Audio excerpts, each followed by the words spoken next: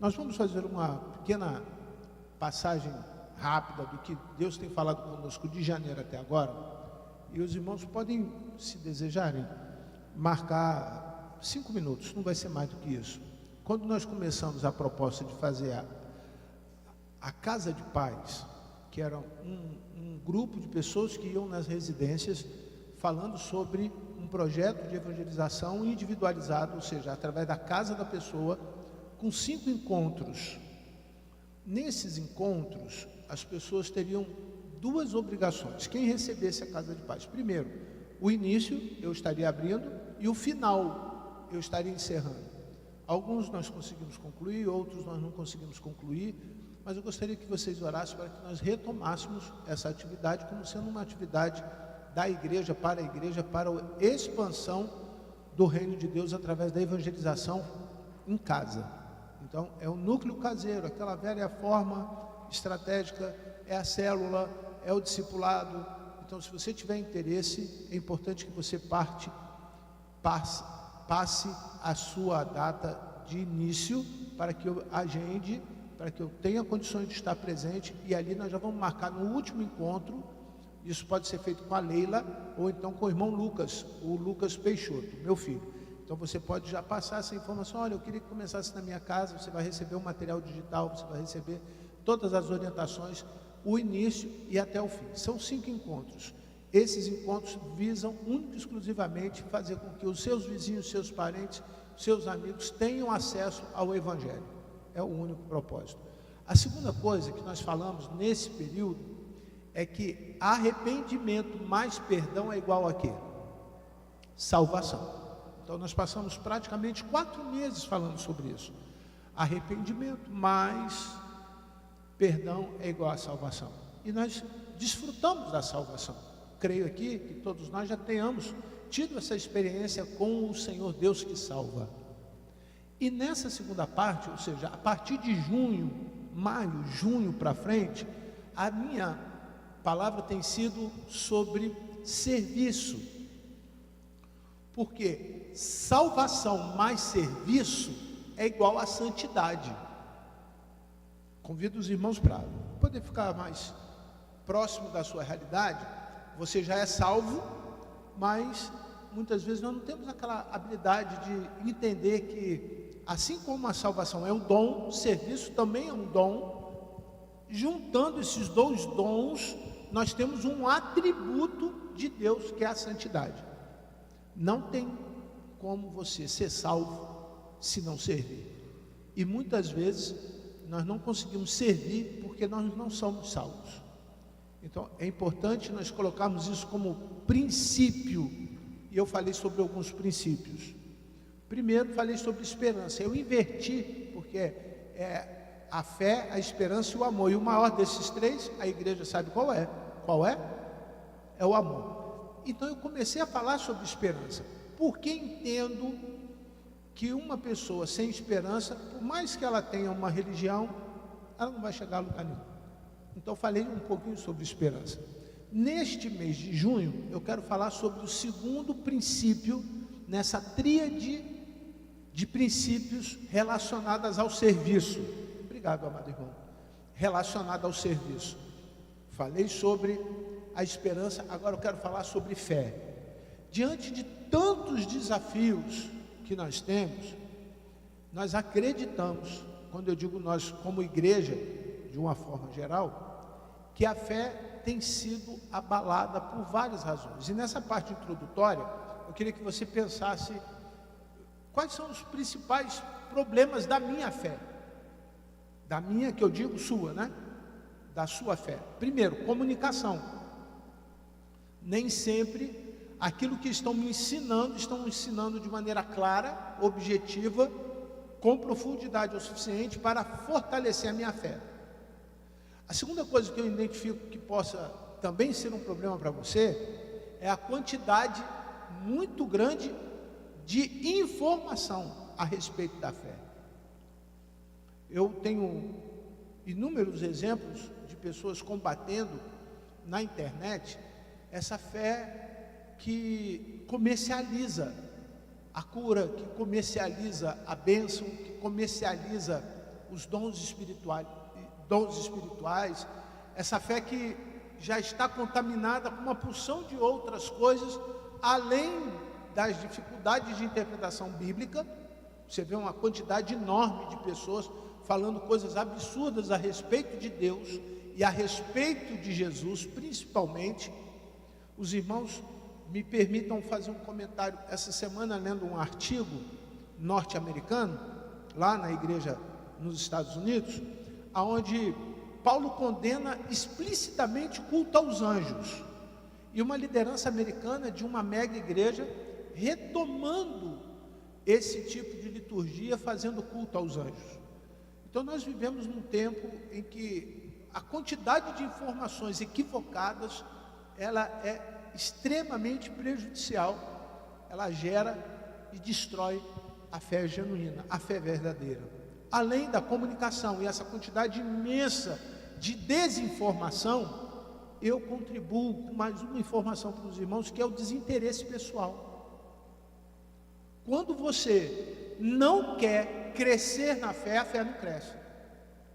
Quando você não busca orar, que é uma forma de crescer na fé, ler a Bíblia é outra maneira, ter comunhão com a igreja de Cristo, com o corpo de Cristo, é outra maneira, servir o Senhor durante a semana no seu projeto missionário pessoal. Todos nós fomos chamados pelo Senhor para servir como missionários. Ide por todo mundo. Isso não é para uma categoria da igreja, isso não é para aqueles que fazem teologia, não é para aqueles que fizeram algum tipo de atividade ligada à assistência social, então, porque eu vou atender então os pobres, os carentes, os necessitados, as viúvas.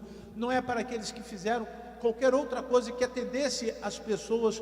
Não, é para todo mundo. É para que todo mundo veja que Jesus é o Senhor, e é através da minha vida e da tua vida que isso acontece. Então, nós somos chamados para isso. Alguns, de uma maneira especial, foram separados para uma obra dentro do ministério da igreja, de forma individual, para pastores, para mestres, para profetas, uns para pastores, outros para outros, mas todos nós temos funções de igual relevância. Não há ninguém mais importante do que ninguém. Não há ninguém que possa dizer assim, não, esse aqui é mais importante do que esse. Pelo contrário, Paulo conclui dizendo esse assunto seguinte, que até o menor dos membros, aquele que se sente incapaz, aquele que se sente insuficiente, aquele que é o menor de todos, ele tem a mesma importância. Então, quando nós não queremos que a fé cresça, não tem jeito. E se a fé não cresce, o que é que cresce? A incredulidade. A incredulidade é o cupim da igreja. O que destrói a igreja sem a gente ver? É a incredulidade. É a oração que é feita naquele lugar do justo e não acontece nada. Muitas coisas que nós vivemos no mundo espiritual está diretamente ligada porque nós não cremos mais. A gente deixou de acreditar, seja por conta dos homens ou seja por conta própria, seja por conta das decepções que nós temos com as religiões ou seja por conta própria. Eu tenho uma plena convicção de que Deus não tem nenhum problema em nos fazer acreditar mais naquilo que Ele deixou para que nós acreditássemos. Eu queria usar 3 textos, esses 3 textos vai nos dar aí uma noção da fé viva, a fé viva que serve para viver. Vamos abrir o primeiro texto em Tiago, capítulo 2, e leremos alguns versículos de 14 a 17. Tiago 2, de 14 a 17. A fé produzindo ações práticas. Meus irmãos, que adianta alguém dizer que tem fé se ela não vier acompanhada de... Leiam, por favor, a igreja, ali o versículo. Meus irmãos, que adianta alguém dizer que tem fé se ela não vier acompanhada de ações? Será que essa fé pode salvá-lo? É uma pergunta, mas o verso seguinte vai nos respondendo. Verso 15.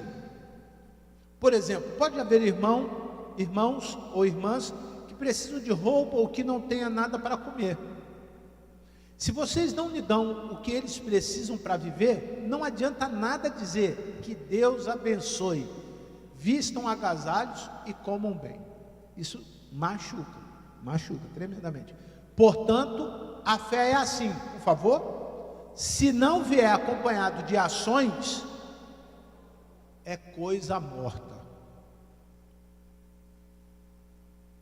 Será que está morto aquilo que deveria estar vivo em você? Eu quero que você pense o seguinte: se eu pegar agora e desligar a luz nesse ambiente, é apenas uma pequena ilustração, serve a energia e a lâmpada aqui? Claro que não. Um outro exemplo, se você pegar um produto que precisa estar conservado na geladeira, você desligar a geladeira, você tem a geladeira, ela está funcionando, mas você pega e desliga a geladeira e bota a carne ali dentro. Será que tem alguma finalidade? Claro que não. Imaginemos que você tenha um automóvel, e muitos aqui o possuem, e de repente você pega a chave do automóvel, precisando sair, e joga no ralo. Tem alguma finalidade se ter o automóvel, mas não ter como ligar, dar a partida e tornar aquele objeto alguma coisa acessível? Evidentemente que não. A fé é isso. A fé é o que move. A fé é o que faz você andar, é o que faz você respirar. Dizem por aí, e trago para cá porque acredito nesses conceitos, que aquele que não acredita que quer viver acaba morrendo. Aquele que desiste da vida, ou seja, que não acredita mais na vida, acaba morrendo. Aquele que acha que simplesmente está com o coração batendo, está vivo, pode acabar não vivendo assim com o coração batendo. É claro que algumas dessas coisas estão diretamente relacionadas ao efeito. Então, a ação aqui, ou seja, o efeito da minha fé aqui, precisa ser produzido. Eu preciso ter prazer em produzir alguma coisa, trazer resultado em mim por alguma coisa que eu faço para Deus. Queria que vocês pensassem pelo menos em um dos cânticos que nós acabamos de cantar. Mexe com você? Você sente o Senhor falando com você? Há expressão de alegria, ou de tristeza, ou de comoção, ou de arrependimento naquilo que você verbaliza cantando? Algumas vezes nós não sentimos absolutamente nada, porque a fé já não produz mais nada. Há poucos dias atrás, os nossos irmãos e amigos lá do Rio Grande do Sul estavam aguardando nevar. Nevar é um fenômeno que não acontece com frequência no Brasil, mas eles estavam aguardando. E ficaram um dia inteiro aguardando, ficaram um dia inteiro esperando a névoa chegar. Chegou um determinado horário, algumas pessoas que estavam na rua, ficou muito claro pela reportagem naquele momento, foram embora porque já não acreditavam mais, mas de repente, os que ficaram e esperaram, viram a neve. Eu não sei, amado irmão, se isso tem sido interessante para você, mas quando nós vemos eles aplicando a fé como sendo algo prático através da relação entre pessoas, vai diretamente ao pai da fé. Olha que coisa interessante, está lá em Hebreus 11, versos 8 a 10. Olha o que Deus move no coração de um homem chamado Abraão, para que eu possa aprender o que de fato é fé. Hebreus 11, 8 a 10. Foi pela fé que Abraão, ao ser chamado por Deus, obedeceu, saiu da sua terra, que Deus lhe prometeu dar, e ele deixou o seu próprio país sem saber para onde ia. Pela fé ele morou como estrangeiro na terra que Deus lhe havia prometido. Ele deixa o certo pelo incerto. Ele sai da casa para viver como andarilho, estrangeiro, não tinha domínio sobre nada, qualquer um poderia tirar-lhe a vida, alguém poderia tirar-lhe os bens, poderiam lhe tirar a esposa, como foi fato. Exemplo disso na Bíblia, no livro de Gênesis, que ocorreu, queriam tomar tudo de Abraão. Ele abre mão de tudo pela fé, abre mão, ou seja, toma uma atitude pela fé, e viveu em barracas com Isaac e Jacó, que também receberam a mesma promessa de Deus. Não muda não, varãozinho, volta um pouquinho aí. Só o versículo 9 ainda, por favor. Versículo 9, isso. Você percebe que já existe uma geração depois da dele. Já começa a comprometer o que vem depois. As suas ações, através da fé, pode comprometer positivamente as gerações futuras ou negativamente as gerações futuras da tua casa. Se nós não consolidarmos a nossa relação com Deus através de uma atitude de obediência, e nós não estamos falando para que você deixe aqui, vá para Portugal e comece um trabalho lá em Portugal, numa cidade chamada Bávera, que é perto do Porto, porque Deus vai te colocar num lugar e vai fazer dali de você uma grande nação. Não, eu estou falando para você começar na sua casa. E eu me recordo que o primeiro tópico que eu mencionei aqui, que a sua igreja tem um projeto para começar algo grande na sua casa, chamado Casa de Paz. Nós não estamos pedindo para que você tenha uma agenda a mais, um compromisso a mais, ou que lhe pese financeiramente algo a mais. Não, pelo contrário, ali Abraão teve que abrir mão daquilo que ele já tinha para obedecer. Nós só estamos pedindo para que você obedeça, para que você abra o seu coração para obedecer. A fé sem obediência é morta, assim como a fé com ação social é apenas assistencialismo. Dar comida para pobre, vestir roupa naquele que não tem roupa, é apenas assistencialismo. Se não for por obediência, não tem valor nenhum no reino dos céus. Não tem a menor importância para Deus. A propósito, o próprio Jesus disse que isso é menos do que nós podemos fazer no reino, porque essas coisas até os fariseus fazem. Até aqueles que não creem no Deus que nós cremos fazem. Você chega na Presidente Vargas, em frente ao Correio, você vê uma porção de gente do centro espírita fazendo essas coisas. Você vai lá perto do Tribunal do Trabalho, naquela ruazinha ao lado ali, tem um estacionamento que ficam centenas de pessoas deitadas ali. E normalmente eles recebem quentinhas, roupa, cobertor. Não é isso. Nós podemos também fazer essas coisas. Mas o que nós precisamos voltar a fazer para que a fé se acenda, para que haja um avivamento entre nós, para que o nosso coração exploda de alegria em poder servir ao Senhor, é obedecer o Senhor Jesus. Pergunto no verso 10, passaremos para uma outra informação importante essa noite, porque Abraão esperava a cidade que Deus planejou e construiu, a cidade que tem alicerces que não podem ser o quê? Destruídos. Segue a passagem. Foi pela fé que Abraão se tornou pai, embora fosse velho demais e a própria Sara não pudesse ter filho. Ele creu, olha que coisa interessante, foi pela fé que ele creu que Deus ia cumprir a sua promessa. Segue.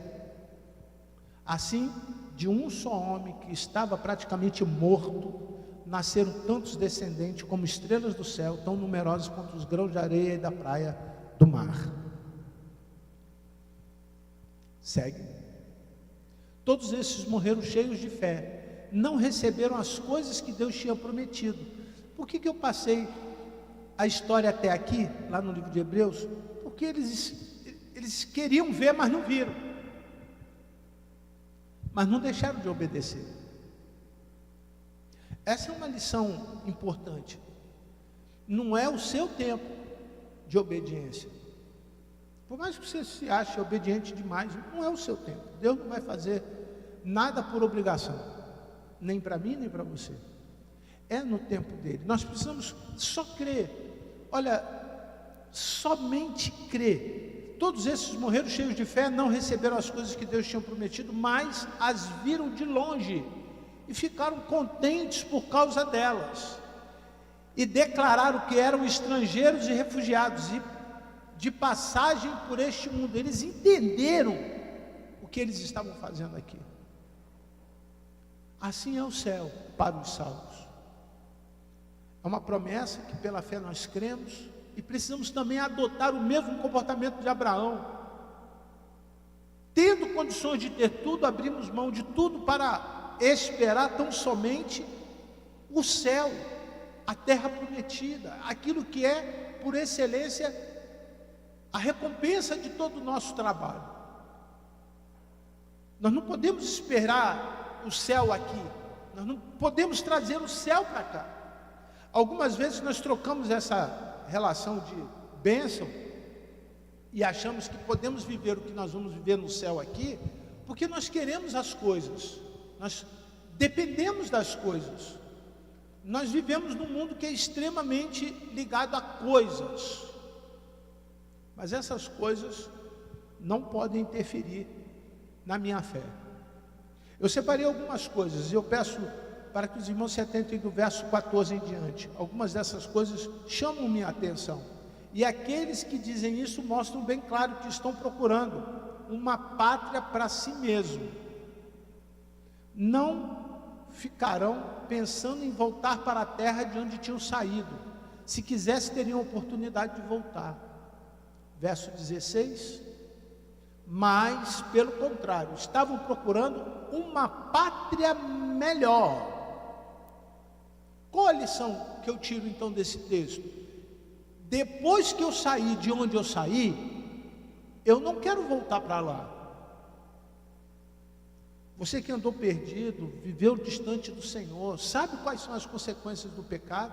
Você não deve desejar voltar para lá, voltar do lugar de onde você saiu, porque o lugar que Deus tem para você, esse lugar especial que é para os santos, não são para os que têm saudade do que não é santo, não é para aqueles que têm saudade do pecado, não é para aqueles que estão com dúvida se o que é bom vai realmente acontecer para si. A tua pátria não é mais lá. Você abriu mão daquela existência.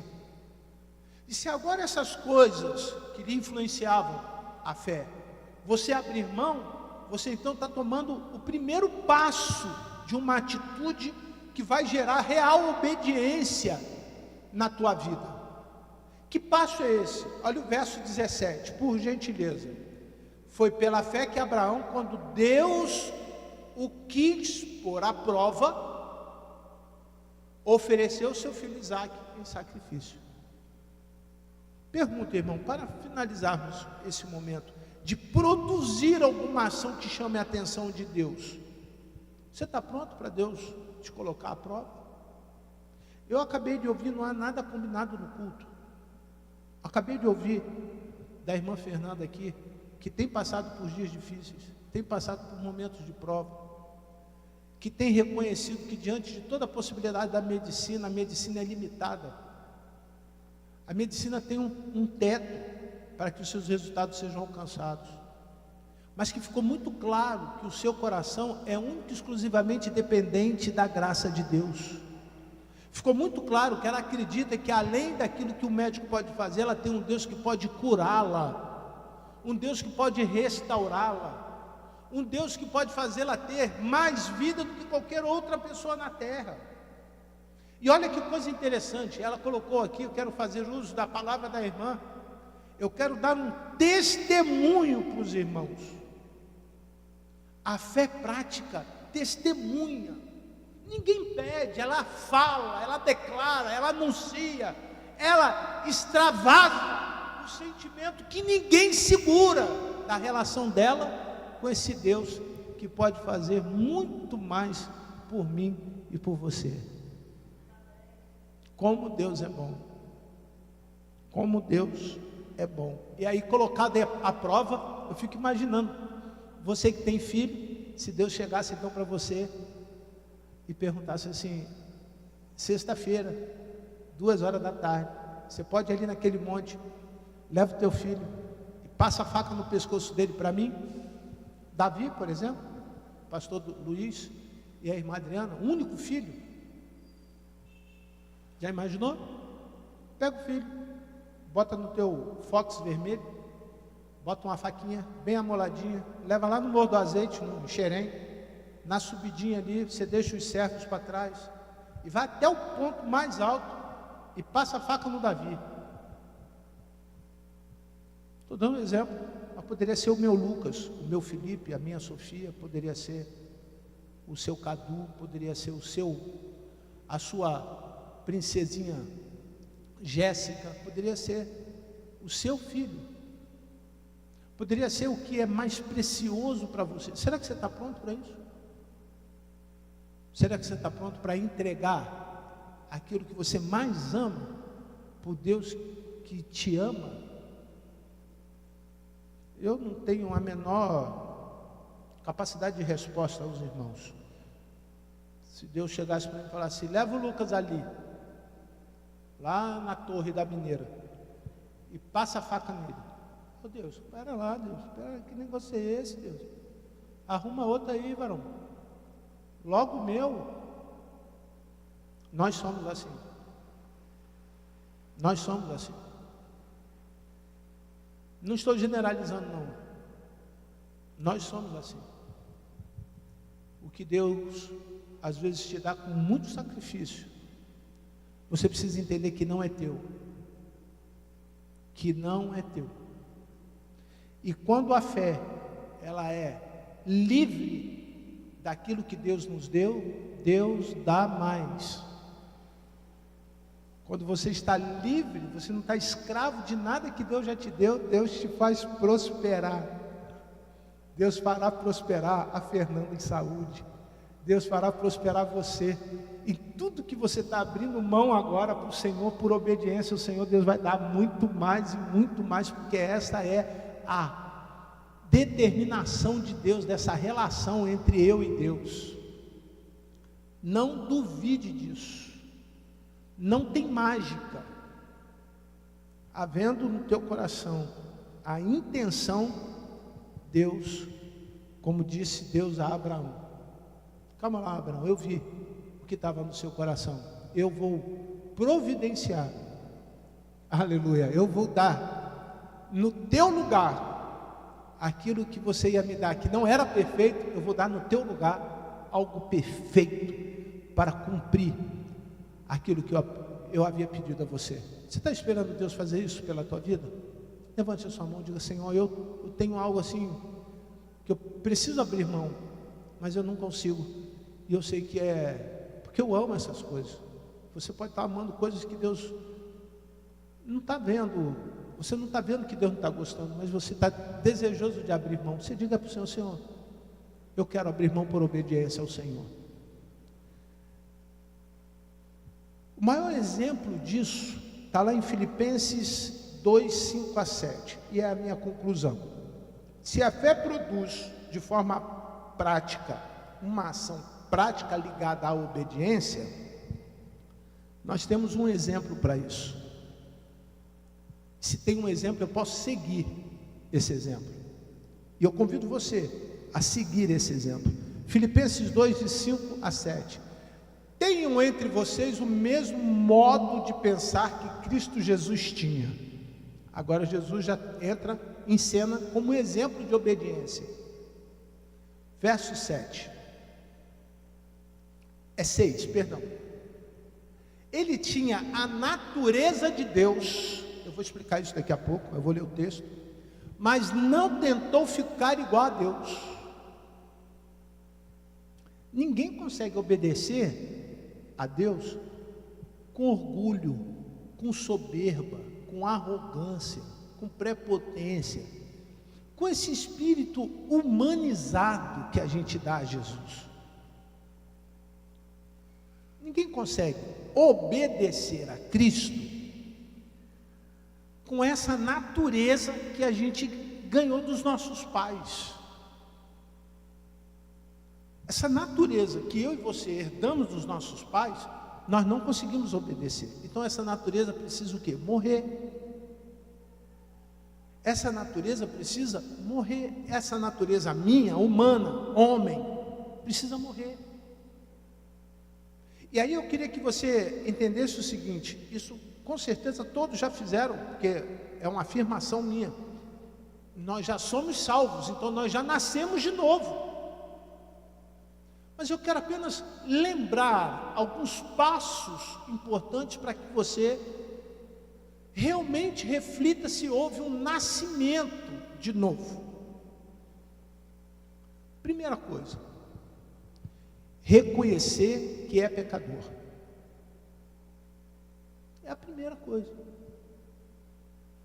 Não tem como, não há nenhuma possibilidade de ter uma fé saudável, genuína, uma fé que produza no mais amplo sentido da palavra resultado, se eu não nasci de novo. E para que eu possa nascer de novo, eu preciso reconhecer que sou pecador. Há uma dúvida: isso eu faço quantas vezes? Todo dia. Todo dia eu preciso reconhecer os meus pecados. Os de ontem, se eu não reconheci, aproveito o momento que o pastor está me orientando e reconheço hoje. Mas eu preciso reconhecer todo dia que eu sou pecador. E se em algum momento vocês acham que Jesus não se preocupa com isso, nós temos inúmeros textos, pelo menos nos evangelhos, que Jesus estava atento ao pecado. Ele estava tão atento ao pecado que ele deixou Mateus 5, 6, 7, o Sermão do Monte, falando uma porção de coisas relacionadas ao pecado. Ensinou de maneira teórica aos mestres daquele tempo, mas também ensinou de maneira prática. Chega alguém perto dele, numa grande multidão, empurrando ele de um lado para o outro, toca nele e ele fala: alguém me tocou. E os discípulos perguntaram: mas mestre, é claro que alguém possa ter te tocado. Não, mas alguém me tocou diferente. Algo diferente aconteceu nessa muvuca toda aqui hoje. E aquela mulher, com medo da reação dos discípulos, certamente eles iriam querer saber quem foi que tocou no mestre. Imagine, um pecador tocando num homem santo. Mas graças a Deus que ela tocou na pessoa certa. Porque no momento que ela toca em Jesus, Jesus sente que dela saiu o pecado. Ela reconhece o senhorio de Jesus. Não há problema, irmão, você reconhecer todo dia os seus erros. Não há problema você dizer para você que você está falhando nisso ou naquilo, que há uma dependência emocional nisso ou naquilo, que você tem uma dependência disto ou daquilo, que você precisa realinhar a sua rota naquilo ou naquilo outro. Não há nenhum problema nisso. Mas você precisa reconhecer que você é um pecador. A segunda característica de uma pessoa que nasceu de novo é pedir perdão pelo seu pecado. Ele exercita isso. Eu vi uma figura na internet, vou ilustrar aqui, não vou fazer, que tem uma taça e ela foi quebrada. E juntaram a taça, mesmo toda quebrada, e botaram água. E a água continuava saindo, por mais que a taça tivesse colada, a água que eles estavam colocando na taça continuava saindo. E aí embaixo estava escrito assim: não adianta pedir perdão, você tem que parar de fazer o que está errado. Mas diferente do exemplo da taça, a palavra de Deus diz que nós somos como barro na mão do olheiro. E quando nós pedimos perdão, Ele amassa o barro. Ele amassa o barro. E amassando o barro de novo, estando na mão do olheiro, ele volta a fazer aquele vaso bonito, que fica pronto para ser cheio de novo do Espírito Santo. Você precisa pedir perdão pelos seus pecados. Tem pessoas que não conseguem perdoar nem a si mesma, por isso elas não conseguem reconhecer, então ficam como aquela taça, toda remendada. O Espírito Santo tenta chegar, fazer morada, mas por alguma razão não para lá dentro. Além de reconhecer que é pecador e além de confessar o seu pecado, você precisa abandonar o pecado. Abandonar o pecado quer dizer você reconhecer que aquilo que está fazendo é mal, é ruim. Você vai deixar a iniquidade, você vai deixar de praticar as mesmas coisas e se aproximar de Deus para que estes pecados não se repitam. E nessa busca, nessa tentativa de ser semelhante a Jesus, o Espírito Santo vai te conduzindo de tal maneira que você vai fazendo naturalmente. Volta lá o versículo 5. Versículo 5. Ele tinha a natureza de quem? De Deus. Você começa a ter a natureza de Deus. Algumas características importantes da natureza de Deus. Eu peço que os irmãos repitam comigo apenas 3. A mais importante: Deus é amor. Vamos repetir? Deus é amor. Que característica maravilhosa, linda. Muito, olha, é extremamente significativo o amor de Deus para a humanidade. A segunda característica que eu acho que é extremamente semelhante àquilo que Jesus gostaria que nós vivêssemos aqui na terra: Deus é misericordioso. Vamos repetir? Deus é. O que eu quero dizer com isso?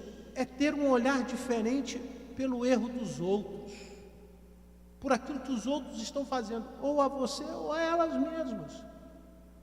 Por que a gente condena tantas pessoas? Por que a gente fala tanto mal de quem não é para falar mal? Por que a gente pensa mal? A gente tem a capacidade, não precisa falar não, mas se você pensar já pecou, de pensar mal das pessoas. A gente começa a entupir o nosso coração com sentimentos que chega uma hora a gente se torna seres insensíveis. E frases como essa eu tenho certeza que você já ouviram. Essa pessoa tem que morrer mesmo. Isso tem que ir para o inferno. Essa pessoa não tem mais jeito. Com certeza você já ouviu uma dessas frases. Com certeza você diz para você, ou muitas vezes alguém já disse para você: olha, pau que nasce torto faz o quê? Muitas vezes você já ouviu isso,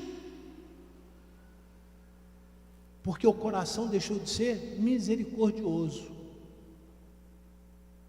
Porque a bondade e a misericórdia do Senhor, irmão, ajuda uma pessoa a deixar o seu estado de miséria, o seu estado de pobreza espiritual, se tornar um príncipe lavado e remido pelo sangue de Jesus. Além de amor e de misericordioso, essa terceira característica é muito importante: justo. Vamos repetir? Deus é justiça. Que venha o teu reino e a tua justiça. Não é só coisa boa não, tem vara também, tem disciplina também. As pessoas não querem viver um tempo de responsabilidade espiritual.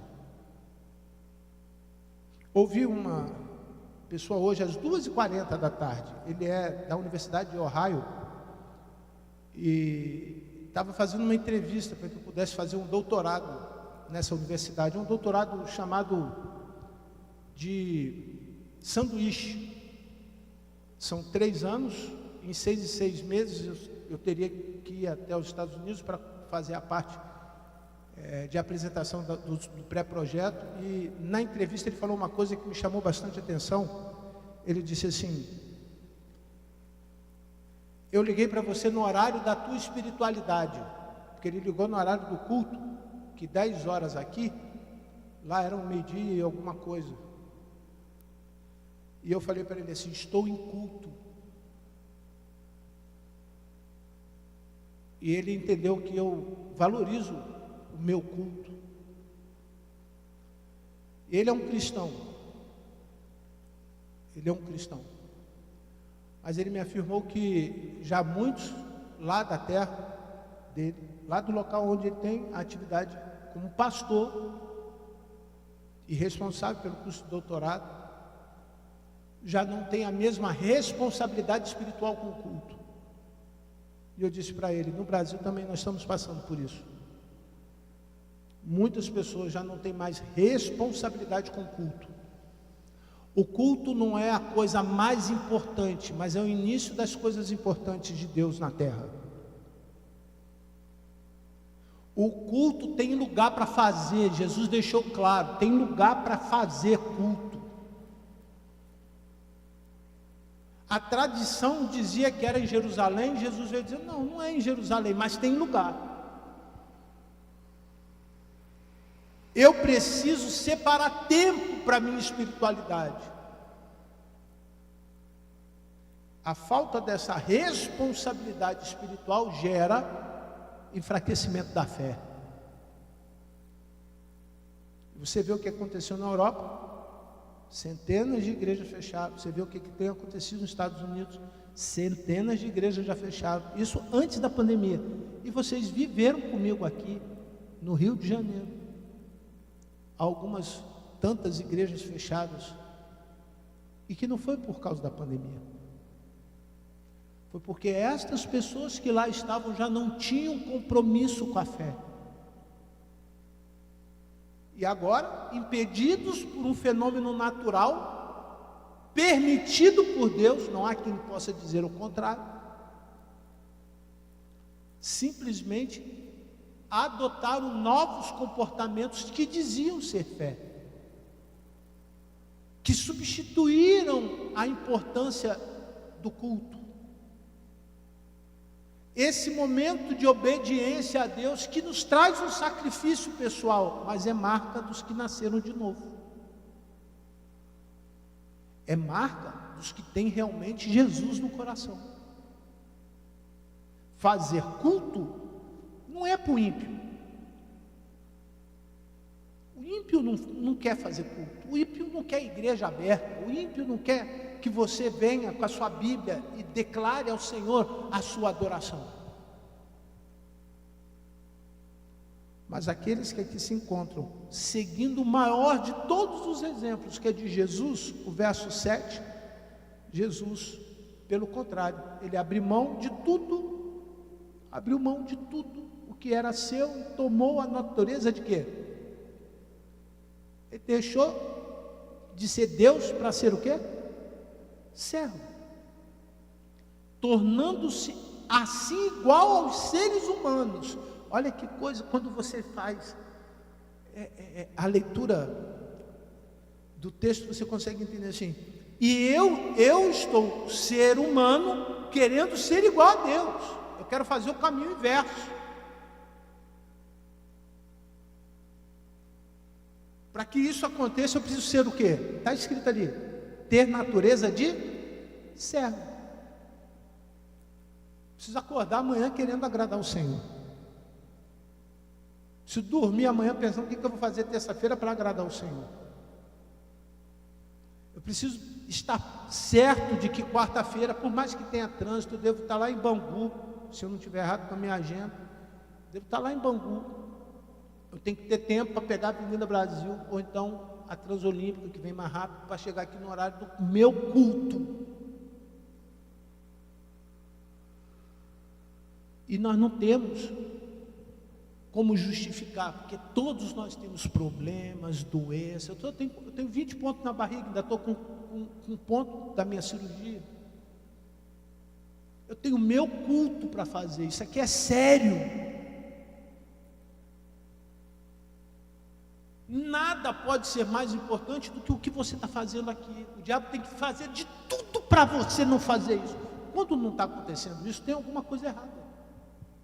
Lá no mundo espiritual, tem alguma coisa errada. Quando há uma passividade das hostes do mal, dos principados e potestades, para que você viva uma vida espiritual bem à vontade, tem alguma coisa errada. Ore, irmão, bota o joelho no chão e fala: Jesus, o que está errado? Me mostra. Usa alguém para falar comigo. Porque quem está levando essa história de ser crente a sério tem problemas, tem luta, tem dia que acorda e quer ir para o céu, tem dia que não quer olhar para trás de tanta coisa que ficou sem fazer, mas ele tem responsabilidade espiritual com ele e com as pessoas. Porque quando você peca, você deixa de ter responsabilidade espiritual com você e com quem você está pecando. Você deixa de ter responsabilidade espiritual com o corpo de Cristo, que é a igreja, que devia ser imaculada, quer dizer, sem mancha. Mas nós vamos apelar à bondade e à misericórdia do Senhor, nós vamos apelar, porque podemos nos arrepender, mas nós precisamos crescer. Nós precisamos entender que essa responsabilidade espiritual nos fará fazer coisa ainda muito maior do que o próprio Jesus fez. Olha que coisa extraordinária.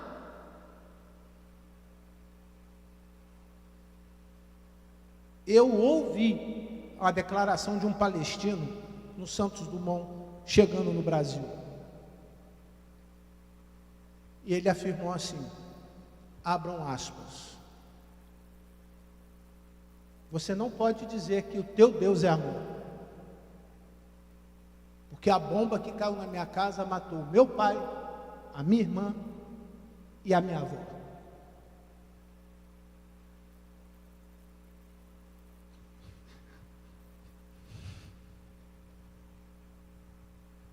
E eu disse para aquele palestino assim: não foi Deus que tacou essa bomba em vocês, mas você pode ter certeza que o Deus de justiça vai cuidar do teu pai, da tua irmã e da tua avó. Eu deixei ele no Houston, no hotel. E no segundo dia, quando nós nos vimos, a primeira coisa que eu pedi a ele foi para orar por ele,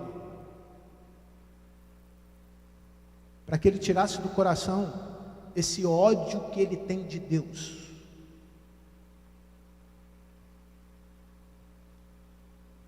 Porque não é Deus que está atacando bomba na tua casa. Não é Deus que destruiu ou tirou a tua mãe, o teu pai, o teu filho, o teu emprego, a tua saúde. Não foi Deus.